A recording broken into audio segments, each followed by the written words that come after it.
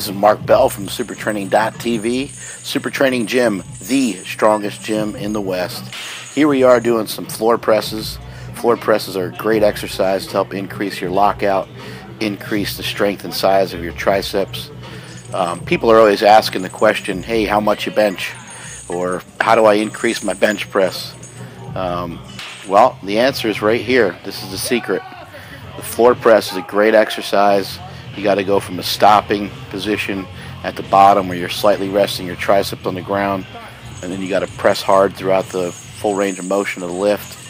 And here we're doing the floor press with an extra 140 pounds of chain weight, which is making the weights heavier at the top and lighter at the bottom. As your body goes into a mechanical advantage in the bench press, as you go to push the weight off your chest, the chest being the hardest point of the lift, hardest part of the lift, and the lockout being the easiest part of the lift, the chains kind of help to accommodate that. So in other words, you know, you might be able to unrack 500 pounds, your buddy might be able to hand it out to you, but he wouldn't be able to lower it or press it back up at all. And that's because of basically the mechanical disadvantages that your body goes through. As you bring the weight down, your shoulders become pretty compromised, your chest becomes compromised, and it's too great of a stress to overcome. So the chains and the bands and things like that help you to accommodate that and help you break through plateaus. See, as the chain, you can see it kind of loading up on the ground. I got these chains from westsidebarbell.com. They have couple different size chains, but you're going to want to get some thick chains. You don't want to just run down to Home Depot and try to get some 3-pound chains to put on each side. You might as well just put on more bar weight. You can see each one of us go. We have a little bit different style, but the principle is the same. Stopping at the bottom, trying to press as hard as we can through the full range of motion. After this exercise, this is considered our max effort movement. We also call it our main event sometimes. After the max effort movement, we'll then move into doing assistance work.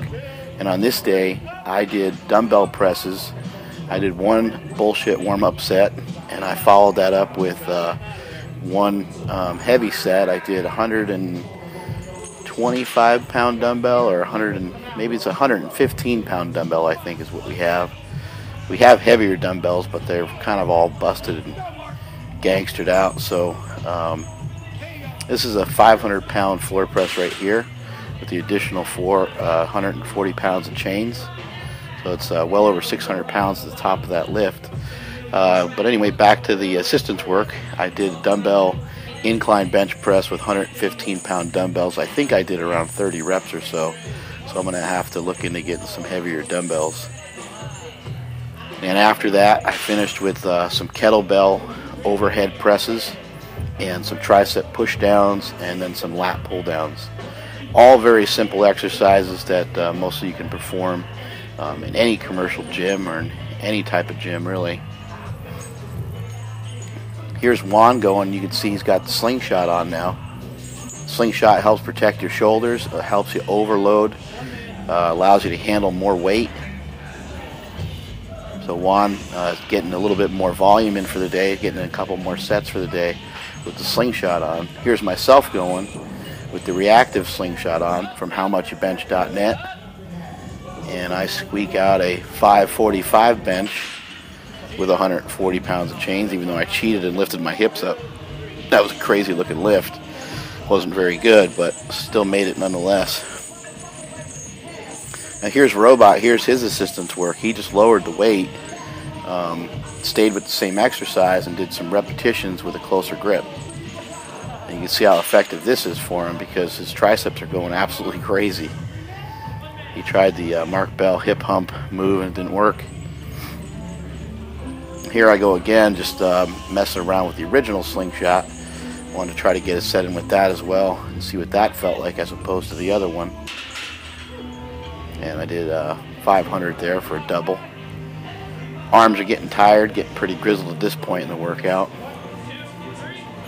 But, you know, hopefully the facility that you're in, hopefully they have a floor. That would be a good place to start. If you have a floor, you can do floor presses. You're in business. There's really no excuses not to do the floor press.